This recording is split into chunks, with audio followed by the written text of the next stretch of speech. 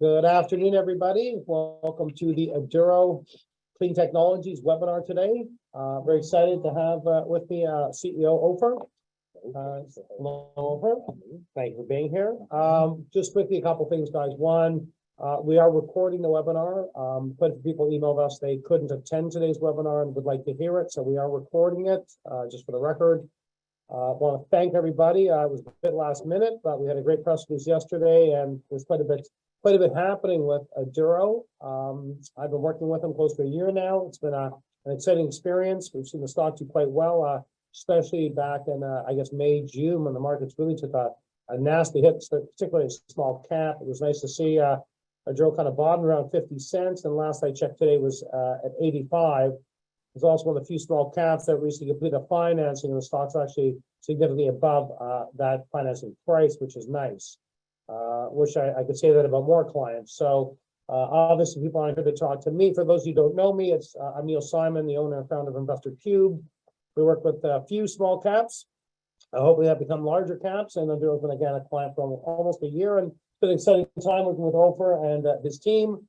And on that note, I'm going to hand it over to Ofer. He's going to talk a bit about the company, about the future, which is most important, path to revenue, and obviously yesterday's press release. And on that note, Ofer, thank you for attending today and giving us your time. And on that note, I'll hand it over to you. Well, thanks you. Hi everyone. Thanks for having us and spending the time to listen to what we have to say. It's been we've been quiet for several months, and we felt it's time to come out and talk to our shareholders and maybe potential shareholders. And some of the questions that came up is where we've been in the last year and what we've been doing. So first and foremost, a little bit of a background. We understand that the market is challenging. We don't live in a bubble. We see what's going on. We read the news. Yet in this market, we've managed to raise about $4 million and through two transactions, and so we are well cashed up for whatever we want to do this year, for our goals this year. And our goal this year, if you remember, was I call it put a machine in the ground and engaging customers. That's our goals. And if you also remember, I mentioned that just follow the news, listen to the news, so you can make your decisions as we are moving forward. In this before this press release, we came last week with another press release where we say that we are making a significant progress and we'll be ready for customers and demonstration activities with the bitumen unit, or with the bitumen technology. And so this press release is right on time, and it is taking us to a step further where we could now test the technology and demonstrate it to a customer, a real customer. This is the second customer that we have. We have one confidential that we engaged before we become even public, and this customer is required to wait in silence until we have been commissioning the current unit. So this is happening now. But notice also that this customer, as we mentioned, is also paying for that type of testing. So, again, we try to stay very loyal to what we told investors. We think that if the technology is so meaningful and make such a dent, and you need to test it, but in order to accelerate its activity, you want to work with customers to help you. With that in mind, either we have a question that I can go over and talk a little bit about Tell us, maybe talk first just a bit about, so you've signed 2 customers so far. You're in negotiations on several, I believe. We're in discussions. You're in discussions, yeah. Some preliminary, some a bit more advanced. Yeah. With several, with the idea of what? Developing partnerships under joint ventures, or them using the technology? Because I think it's exciting, because I know some of them are quite big, and it's been exciting as I've seen these unfold. So maybe talk a little bit about, obviously the goal is to acquire more clients. Mm-hmm. 2, obviously start to see that revenue grow, which I anticipate 2023 should become an exciting time for the company. And between now and year end, I guess we can hopefully anticipate to see some more news come out on some of the initiatives that we've been working on for quite some time. Yeah, so we've been very, very busy and focusing on really execution. The whole thing here was about execution. Execution was all about being able to accept customers on one hand and be able to engage with customers on the other hand. So I should say that we are in discussion, this is not, I cannot call it negotiation or anything else, with customers in range of applications. The main dominant applications are the heavy oil, the one that we see now, and the plastic application. As it happens, the bitumen unit is coming a little bit earlier, and there's no surprise. We've been working on bitumen for many years. And so, as it happens right now, the bitumen unit is just a little bit taking an earlier stage, and it will be ready through the month of October. With respect to the revenue, we consider those customers as early adopters, basically. And so, what we, the opportunities for us is on one hand, to demonstrate the unit, to operate on real bitumen with customer with real needs. On the other hand, please pay attention. There is an end goal there to build a commercial unit at the end of this testing experiment. So, without taking anything from any other customers, this customer is interested in commercial engagement, and this is how we develop the LOI. So, in our mind, this is just a preparation to while we are looking forward. With respect to how our plan to engage other customers, we've been, as I think we should have been, a bit careful with how we are working with the engagement of taking on customers. The reason being is that a month before, 2 months before, and 3 months before, we haven't had the tools to properly demonstrate the technology to customers. And so with the installation of the flash drum, and I'll remind everyone what is the flash drum.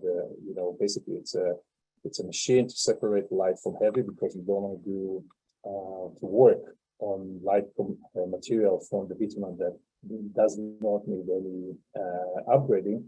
It allows us to focus on the asphaltene, and it allows us to basically, that machine allows us to take a variety of feedstocks and just eliminate the light and just focus on the heavy and cater to a solution to a specific customer.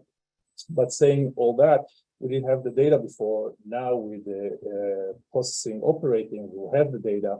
That will, of course, become a catalyst to show other customers as they go on, as we move on, about the potential of the technology. So really there's two goals in this LOI and in this engagement, basically to set the time and to work and demonstrate the unit on a larger process. Second, there is a higher goal behind it, which is already engaging and thinking about commercial implementation of the process.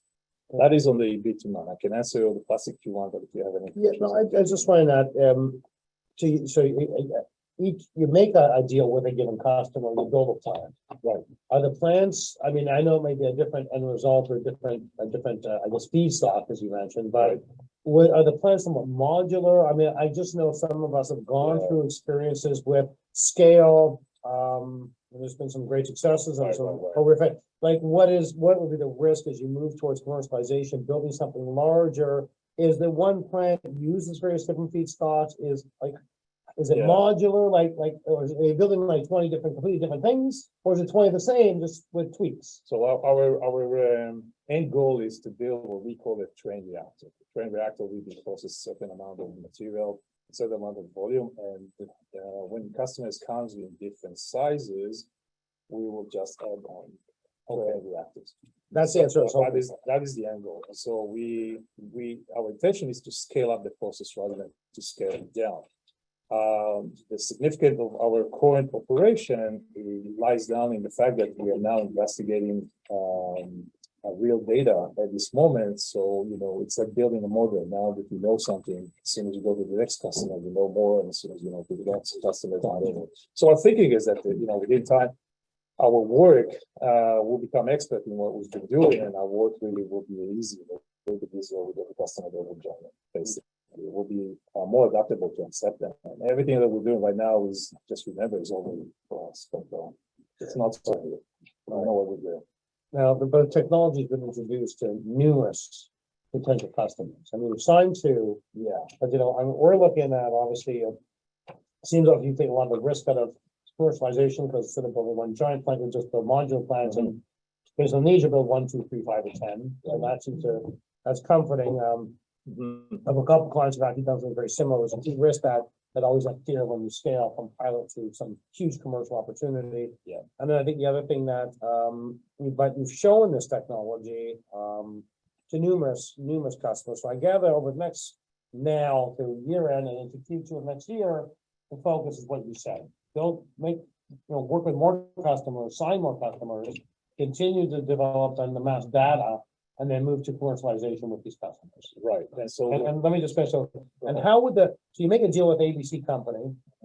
Is it a revenue, like how is the model, like, can you just tell us how the revenue model would work? Like, Yes. what would that look like? Yeah. In terms of, you partner with a company, like, how, is it a licensing, a royalty, like, how does that work? So the current customer engagement program, and then bitumen specifically, is a testing program that, takes several months, basically. I mean, this testing program, customer, not just that give us his feedstock, but also we, on the other hand, characterize it. We separate the heavy from the light. We show the customer what can be done on, with our technology. And we also allow the customer to do some troubleshooting. Just remember that this is all new. So if this is all new, a customer will know, oh, could I get another revenue from, your process? Example could be the metals, right? Sell the metals, for example. Never been done before on an upgrading process, so that's an add-on revenue. So there's a lot of customer comes questions. to you though and says, hey, could you do this too? Yeah, so Or could there's you a little do bit. that? So now, this is, at this point of time, this is customer engagement program. Once we are set up and we send the customer off with some data and information, this, somewhat, we hope, satisfactory relation. Of course, there is the next phase is the scale up, and okay, what do we do with that and the scale up mode? And so if you look at our business plan from today to 2025, the next 2 years is customers engagement. So from here to the next year, to the end of this year, we really have two customers in mind that we really want to take care of. One was very patient with us, was waiting silently and looking for the data, and one that is coming on board. So our hands are pretty full. But we won't say no, of course, to new customers, of course. But fair to say that our hands are pretty full, and we will, immediately starting to look into those engagements. With respect to the plastic, I'll just say one more thing. There was no really interest to go out of our mind without data to new customers. So future customers, we really want to bring this data on board once because now we have the processing unit and we have the flash run, and it's all like. But then speakers out. Yes. So as we're bringing data, now we can, we'll use next year to engage customers and really show them some data and discuss these options. With respect to the plastic application, it caught us by surprise. When we talk, there was inbound of interest the minute we saw the technology. So there's a recognition that this science is very, very new and relatively novel. I would say relatively, just simple novel, and never been tested before in those applications on commercial scale. And so what we were feeling very much surprising to see an inbound interest from customers to test it. So if you remember, Neil, when we talked earlier, we came up with a business model where we will talk with small customers first, under the understanding that the larger customers have some kind of an interest. We'll just focus on revenue, we'll do what we can do, and then we'll move on and go after the bigger customers. So, some gradually. The last 6 months, we've been engaging, and I mentioned that with several large organizations that each one of them can really pretty much clear our business plan for the next 5 years. And so it's a far more delicate activity on one hand. It's a bigger organization, and it has certain needs, and we have to adjust to those needs. On the other hand, as you do that, you prove the technology, and we feel at that point of time there is, potential for it. Dominoes. Once you get 2, you'll get 10. Once you get 10, you get 100. So, and then, so the modular plants are based on 25 tons a day, basically, in that capacity. You build, and I know you've run models 25, and I'm just looking through your presentation, 25, 75, 225. Yeah. Do you have any thought? Yeah. This is for the plastic. I'm sorry, plastic upcycling. Yeah. Do you have some thought to over what time frame, like to get, because at 200 plus tons, you're now generating 70 million plus in revenue, just on a plastic upcycling. Yeah. Is there any thought? And again, I'm not asking for forecast or guidance. I'm just saying, is this 5 years away? Could we see the sunset unfold next year or so, next 2 years, starting to? I would direct you, Neil, to in the next several months before the end of the year, we're committed and we're working really hard to first and foremost commission the plastic unit application. Second, we are, as you mentioned, in some discussions with all type of customers. So I would focus, rather than look at the revenue at this point of time, actually on the quality of the engagement that we will bring, first and foremost. And we're bringing a large organization into the table, which we're really working hard to do. Then if it will take 3 years or 4 years or 2 years, it doesn't matter, because once you're on board, and you're off to the races, and really you're in a good place. Overall, we plan the next 2 years to do exactly that. And so we will have revenue, just like we said, from maybe a customer engagement program that we call. But our intention, and we are already working on the per ton unit. So right now that we commissioned this unit, bear in mind that we've been starting the work of the design of the per ton unit, and we already worked to submit grants and application and non-dilutive money that we want to bring on board to help us do that. So we have those customers in mind to join those programs. So this is an ongoing process that will probably accelerate, and we'll have some presentation of it somewhere at the end of next year. And from that point, if you look at the plan and our financial plan, somewhere between 2024 and 2025, we'll start talking about the numbers go ahead. Yeah. Okay, so that's kind of dominoes. But you can see that we're coming from a small to a medium to a larger operation. And as we do that, in this case, actually, time is in favor of us, because the more you show the technology, the more you are presenting it, the more you gain interest. So far, the interest is really exciting. Well, tell me something, because one of the things we've talked about is on the interest. You do have a bit of for a small company, you've got a pretty big global reach. Yes. Right. Like I know I know the stuff in Netherlands, for example, the United States and the Far East and Europe. So it seems like a lot of the, I guess, potential customers, engagements, negotiations literally are around, which I find interesting, because for small companies, they focus on, say, Canada and maybe the States and then maybe Europe. Yeah. You actually have right now discussions with, it's just the madhouse. Like with everyone, right? Yeah, like but there's no surprise. I mean, we told everyone that we anticipate that the technology at the end of the day will be relatively simple to adjust, relatively simple to integrate, and relatively simple to migrate and answer to that. So of course we have a lot of work to do that, but the inbound interest is globally, mainly because if you remember, we differentiated between in the plastic application, we're differentiating between the high regulatory environment, meaning Europe, North America, that has a lot of work to do, and there's demand there and regulation in place to do some things. And so there's issues concerning that type of things, but there's also the non-regulatory environment, which is the rest of the world, okay? The India, Mexico, Latin America, all of those guys that really need solutions. The beauty in the technology is that we can adjust ourselves to the small and to the large.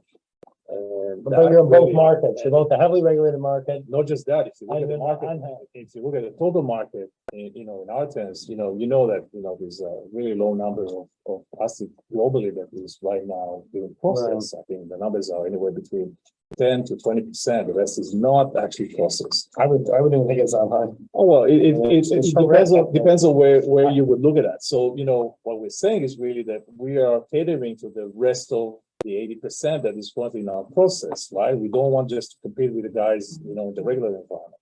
That means that there is, that reflect in the interest, in the global interest back that you get. And it's really very, very, very exciting, to be honest, for what we're seeing. No, I think it covered a lot of good milestones. So I think the modular plant system, I think, is great, because it de-risks against scalability, because just build more plants.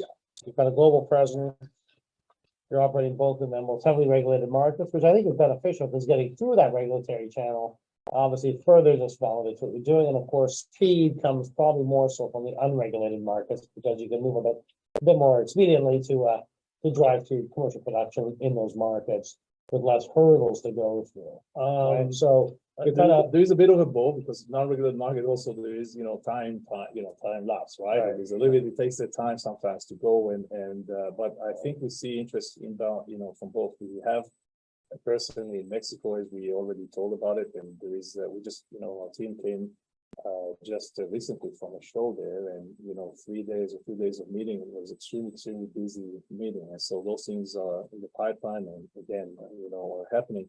But also, we're now, as we are working with Brightland, and Brightland has a different. Brightland is this chemical hub in Europe, Which is in in the Netherlands, Yeah. but it's pretty well, it's one of the largest tech hubs in the, in almost Europe. in Europe. So Yeah, it provides services, and there's all the who's and who's in the plastic applications. it's the who's who though in Yeah, Europe. and they give a lot of services to those type to build pilots, to engage with customers, to give them some research capabilities.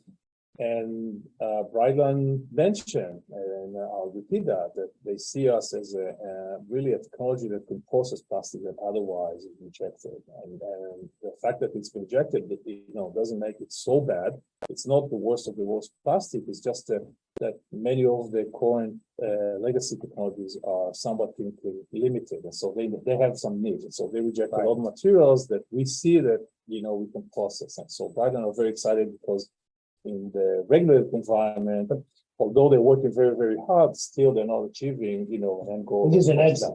You can put process that basically all the world can.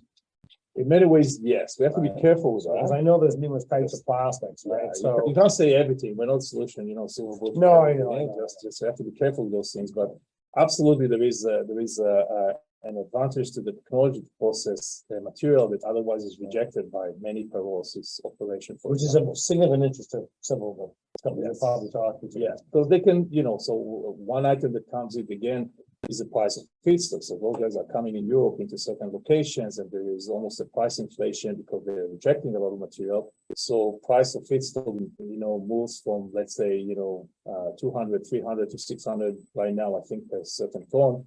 But everything else is negative, negative 60. Right. Take it away, negative 100.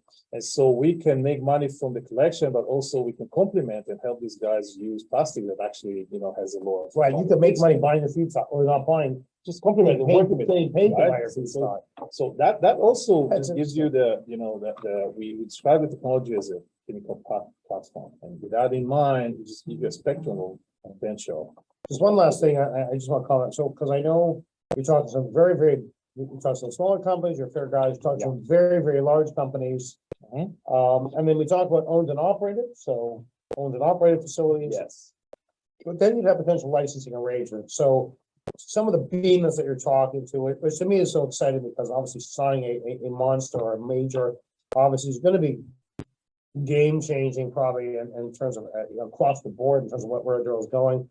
But it's your revenue model is kind of a combination of owned and operated and licensing. Yeah. So you could license the technology, like build the plant, but they would operate the plant. You would just receive a licensing fee, like a royalty for.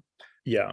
that, So or what? as opposed to just owning it yourself. Yeah. So the build own operate will come a little bit later. We are now 99% focused on licensing. We told that right off the bat. We want to bring back revenue. We want to engage customers. We want to fill the world. We're hungry to present the technologies. Build own operate is get you stuck maybe in one or two operation, and you can see the translation, the level of interest globally. And so we think licensing model will serve us better in the next few years.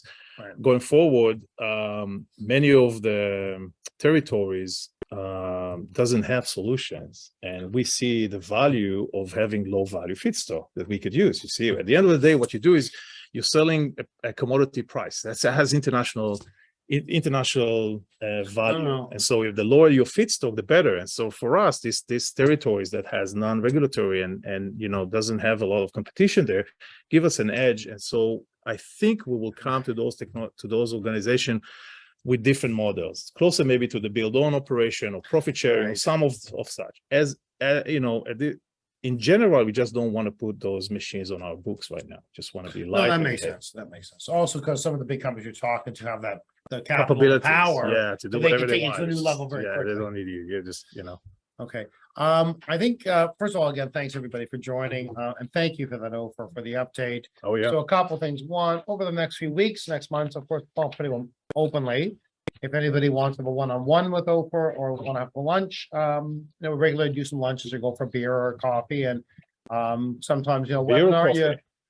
well, I'm probably more beer. I guess he might be more Diet Coke. Diet Coke. Well, Okay, fine. That may vary depending on our days, but Yeah, okay. In I that think, case, but we need we're all certainly, beer. you can contact Ofer directly. Obviously, we're going to follow up and email everybody. We have an updated presentation. We have great information. The website's great. So we'll certainly update after this call, everybody, and get them that information. Again, we recorded this call, so we can also replay it or everybody can replay it at their own leisure. And we are open, obviously, to further communication. So I believe there may be some questions, Jan, that we have. So if you want to maybe just ask over a few questions, we'll open up to a Q&A now. If anybody has a question, you can just email it to Jan or myself, or you can, I believe, put it on the chat, Jan, on the call. The first question is, the press release said that the target of $50 a day pilot to be in production in Q2 of 2024. Mhm. Then it would be analyzed towards the building for 3,000 bottles a day plant. That means it will be 4 years until we see true revenue, see true commercial production. Got anything that will happen sooner? Question is, what will happen sooner? So I refer the person who asked the questions to the quality of the engagement that we intend to bring, rather than when we'll bring the revenue. Our intention is to work with the small and the large organizations, and so the reason we are planning on a current revenue from this customer engagement program over the next 2 years. We are absolutely it's absolute madhouse in the lab right now to continue and advance the technology towards the ton per day and commercial unit. But you can't just jump into the commercial unit. You have to work yourself around. So anyone who is thinking about, you may need maybe more money into it is right, but just consider this. I mean, if we have customers, we do anticipate customers' involvement in building those units, so that will come closer and easier. There's all kind of non-dilutive monies that will come in, and we're planning on, such as grant, which we're working right now, and there is our warrants that are out there, which we are planning at some point of time to exercise when the time is right. So overall, we think we have a clear path where we'll increase our balance sheet, not waste it too much, not get diluted too much, but actually bring strong commercial implementations, and so secure the future of the company. I think it's important to note on that question that large-scale potential commercial production, yes, is targeted, say, for 224. But even the announcement yesterday and what you're going to see is the path to revenue is starting, let's call it, pretty well now. What obviously Aduro is looking at is large-scale commercial production going from 25 to 75 to 200 tons. That's just, again, on plastic upcycling.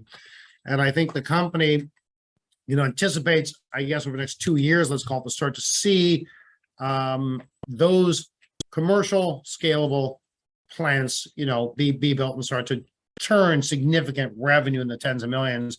But it's important to note that revenue starting now. So 23 will do revenue, and as we build up more customers, more pilot plants, more engagement, that's customer engagement. That's will all bring revenue, though. Like, they're paying the hundreds of thousands for this. So what we're looking at those, how does this company get the, like, I'm as an investor, and by the way, I am a significant shareholder, and I bought on the placement. I've also bought higher in the market, but when can this company get to 50, 60, 100 million in sales? So their interest, of course, is large scale commercial production. That we think is maybe going to happen start happening within 2 years.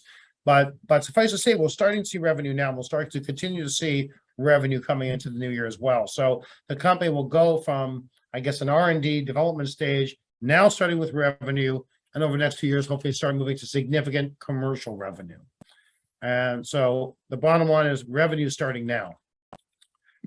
How fast we get to 100 million, that's the big question. And we're hoping within 2 to 3 years.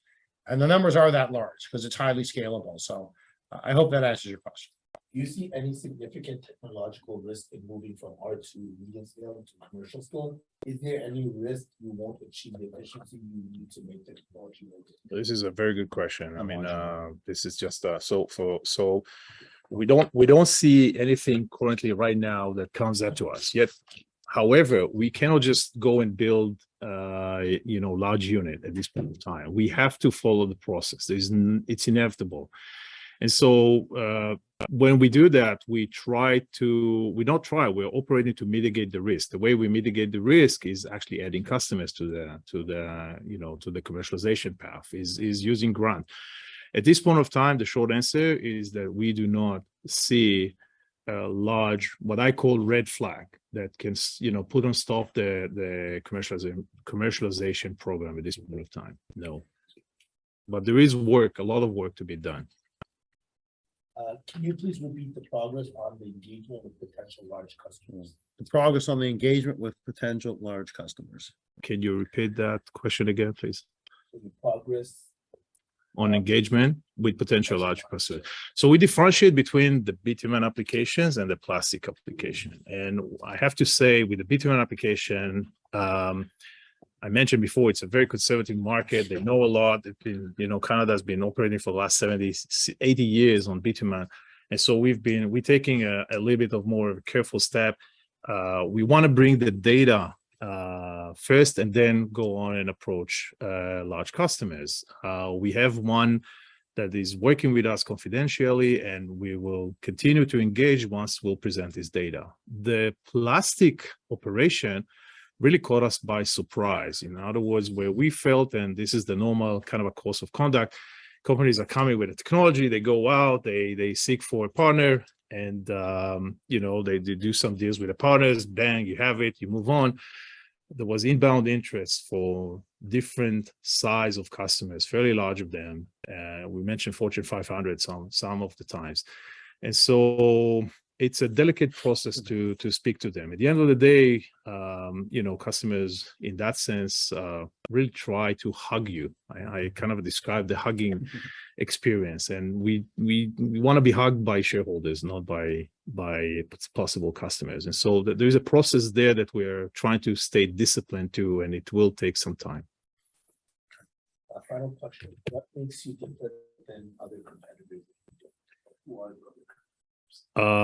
Would you put one of the slides there, John? Can you put one of the slides there? Which So in really, the really deck good or slide. in your in the deck? yours? Yeah, In the yeah. deck. Just John, if you put this slide, it's slide number 7. You remember that? Can you put it there? Okay.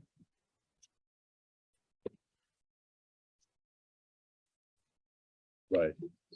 Tell me when you see it, and I'll refer to that. I mean, I'll answer this. I was going to say, why don't you start now? Yeah, I'll answer this to the the audience with respect to the plastic application. The bitumen application, is a different story. We could talk about that. Plastic application is a little bit more aggressive, and so we'll answer to that. So in the presentation that hopefully you see now, there's really over the years have been developed several approaches of upscaling plastics. I mean, left to right is the thermolysis, which what we call the thermal operation, which is, we address that as really bone rupturing. And when you do bone rupturing or breaking of the bones, the material is a little bit more nervous. You have more capital costs associated with fixing it, or a little bit to sorting it. And under this approach, there was, hundreds of companies have been operating so far. There is the next one, the solvolysis, is basically think of a material that is, a polymer that is responsive very well to type of solvent. So I normally give the case of maybe a car manufacturer that has a particular polymer that he's been using. You throw that solvent in, you can extract the polymer back, and you have 100% of recovery. But that's a niche situation.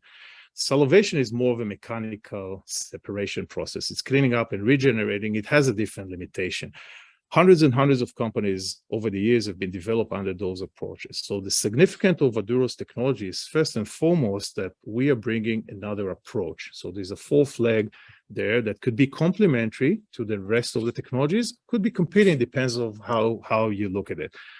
The solvolysis approach is basically a chemical deconstruction with the agent of catalyst, which is very low value catalyst, and some kind of an agent, hydrogen agent, that we're actually taking from the feed from many aspects. So the thermal, the energy that we're taking, the level of contamination that technology can digest and operate, the yield that we're producing, and the type of polymers that we can operate. The chemolysis has a superior performance to the thermal operations. And with that in mind, this is how we differentiated the company. Now, saying all that, we don't want to compete. There is sometimes in many of the names that you see in these slides, we see as potential partners, because they have issues that we can solve. Say they do what they do, but they still have issues that we can solve because they reject a lot of material, and we just want to be there. So we'll work with anyone that wants to work with us on that end. I hope that answers the questions. There doesn't seem to be any more additional. All right. Excellent. Okay, well, thank you, Ofer. Well, thank you for having me here. I just For enjoyed that. joining us today. We Yeah, also thanks for tried having to us. do today's webinar, guys. I love some feedback, but we tried to take a bit more of a casual approach as opposed to running through formal presentations. We found that, especially with a lot of clients that ACTHF works with, a lot of people are already shareholders. They know Aduro already, for example, pretty well. So I think addressing current press releases are more so, I guess, next steps, next milestones seems to be of the most relevance to the advisor institutional databases that we work with. So one, we love your feedback. If we thought today was a good format, I like the question and answer thing and keeping it a bit more casual and spending a bit more time on Q&A if necessary.